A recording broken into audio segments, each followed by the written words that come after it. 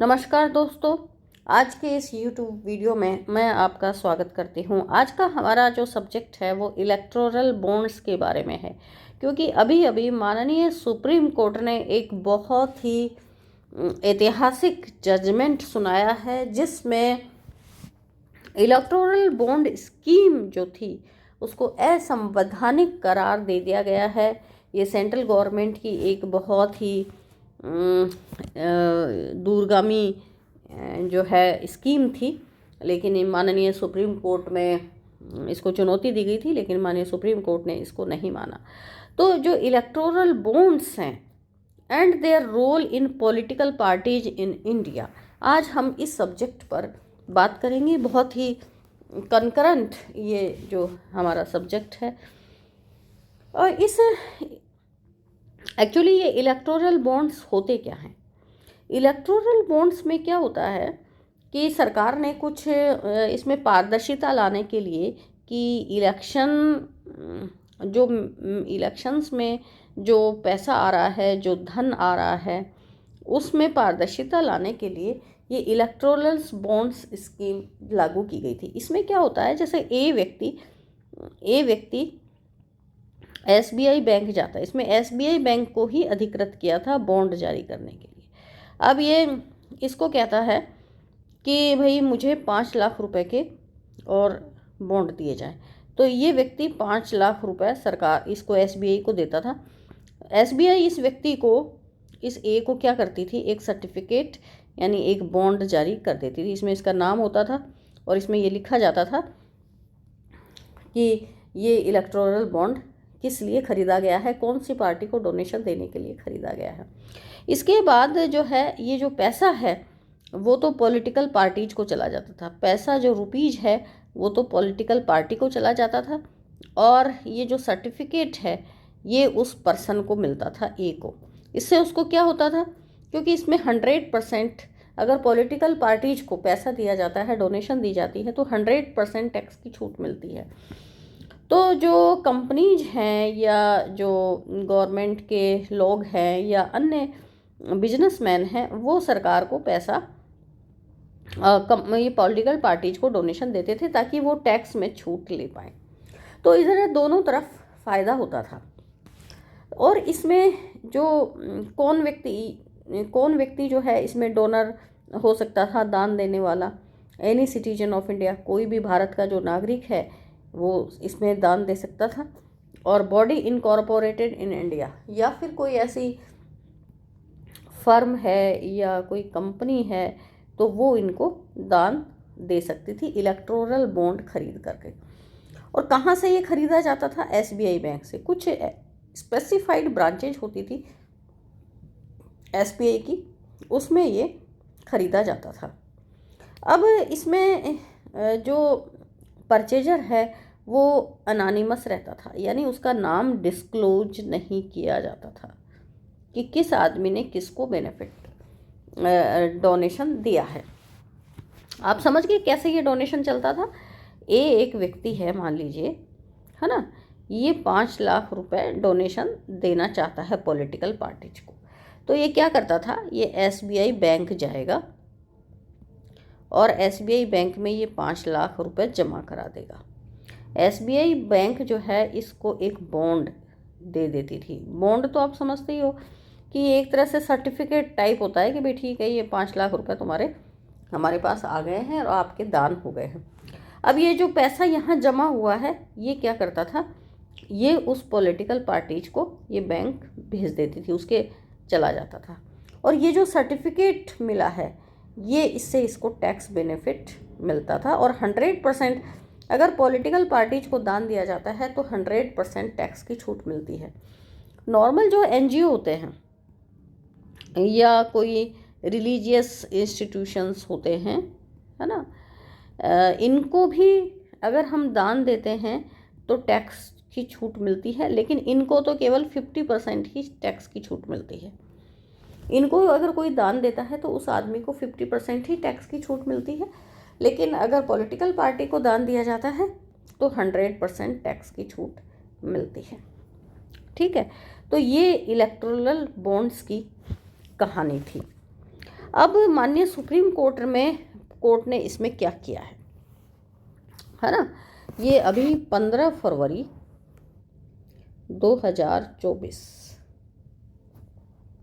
को ये जजमेंट आया है ना। और इसमें ये जो स्कीम थी इलेक्टोरल बॉन्ड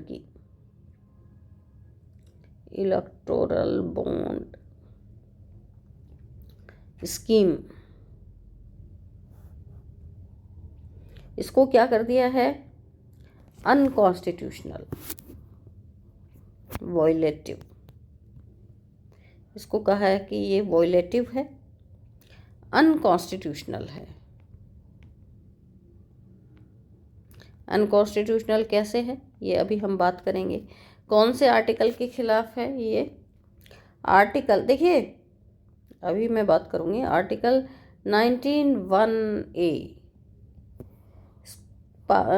क्या है ये,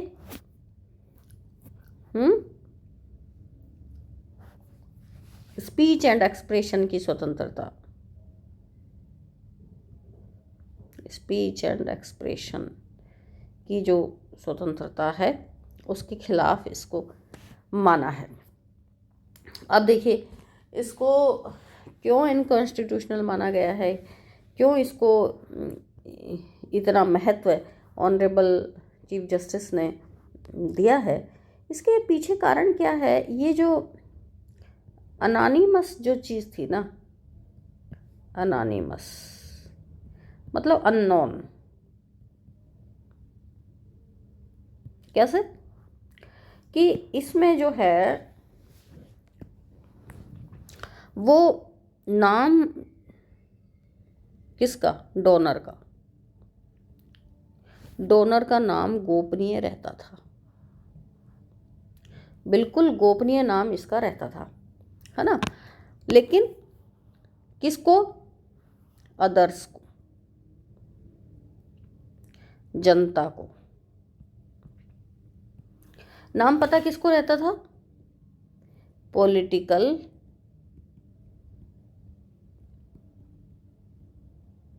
पार्टी को, जिसको डोनेशन दिया जा रहा है उसको तो पता रहता था कि किस आदमी ए ने हमको डोनेशन दिया है, लेकिन इनको जो है वो पता नहीं रहता था। तो इसको माननीय सुप्रीम कोर्ट ने ये कहा कि एक तो राइट टू इंफॉर्मेशन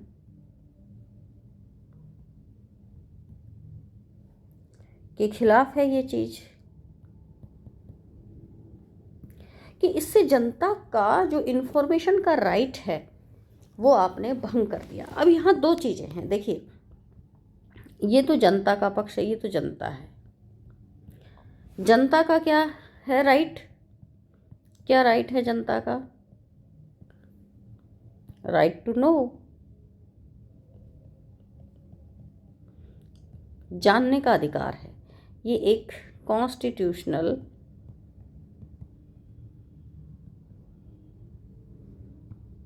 राइट है कि जनता को जानने का हक है। और दूसरी तरफ क्या है, यहाँ कोर्ट बैठा है, कोर्ट कौन सा, supreme court, honourable supreme court बैठा है। यहाँ कौन है, सरकार। सरकार क्या करती है, सूचनाओं को छिपाना चाहती है,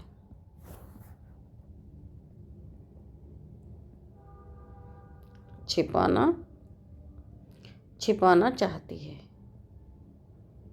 क्यों, अब ये तो हमें पता नहीं है क्यों छिपाना चाहती है, लेकिन छिपाना चाहती है। सरकार का ये कहना है कि ये एक गोपनीय मुद्दा है, और सरकार का जो तर्क था वो है कि राइट टू प्राइवेसी,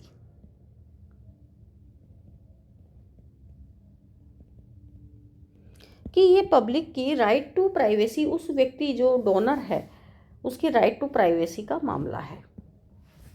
तो ऑनरेबल सुप्रीम कोर्ट ने क्या कहा कि इधर तो है राइट टू इंफॉर्मेशन RI, और इधर है राइट टू प्राइवेसी।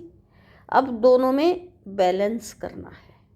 तो माननीय सुप्रीम कोर्ट ने ये कहा कि ये जो मामला है ये राइट टू प्राइवेसी की तरफ ज़्यादा झुकाव हो रहा है। इसमें बैलेंस होना चाहिए, लेकिन यहाँ पर बैलेंस नहीं दिख रहा है। और ये जो जजमेंट है, इसमें माननीय सुप्रीम कोर्ट ने ऑर्डर दिया है कि किसको, एसबीआई को, कि वो सारी जो सूचनाएं हैं कि किस किस आदमी ने बॉन्ड खरीदे हैं, वो सारी सूचना election commission of India ECI को देवे। और ईसीआई जो है उसको अपनी वेबसाइट पर पब्लिश करेगी, वेबसाइट पर पब्लिश करेगी। तो ये देखिए कि ये जो जजमेंट है, इसका डिटेल क्या है। Association for democratic reforms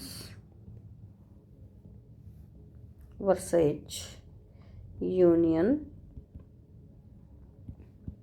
of India, ये एक सिविल रिट थी, है ना। इसका नंबर है 880/2017। इस सिविल रिट पिटीशन में ये जजमेंट हुआ है 880/2000, और ये बहुत इम्पोर्टेंट है। इम्पोर्टेंट कॉन्स्टिट्यूशनल हिस्ट्री में भी इम्पोर्टेंट है, ये पॉलिटिकल दृष्टि से इम्पोर्टेंट है। दूसरा, ये एग्ज़ाम पर्पस से भी इम्पोर्टेंट है कि आपके जो ऑब्जेक्टिव टाइप क्वेश्चंस आते हैं उसमें इसका नेम पूछा जा सकता है, जजेज का इसमें नेम पूछा जा सकता है, इसमें जजमेंट का उन्वान पूछा जा सकता है। उन्वान का मतलब होता है, इसका जो टाइटल होता है उसको उन्वान बोलते हैं, ठीक है। तो ये कई सारे प्रश्न इसमें, और मेन बिंदु क्या डिसाइड हुआ है, पॉइंट ऑफ डिसीजन, तो इसमें इसको अनकॉन्स्टिट्यूशनल करार दे दिया है। कौन से आर्टिकल का मामला है, आर्टिकल 1A, ये इम्पॉर्टेंट है। तो ये 5-7 इसमें पॉइंट हैं, ये आपको याद रखने चाहिए। तो मुझे उम्मीद है आपको ये वीडियो ज़रूर पसंद आया होगा। धन्यवाद। आप इस वीडियो को पूरा देखना ना भूलें।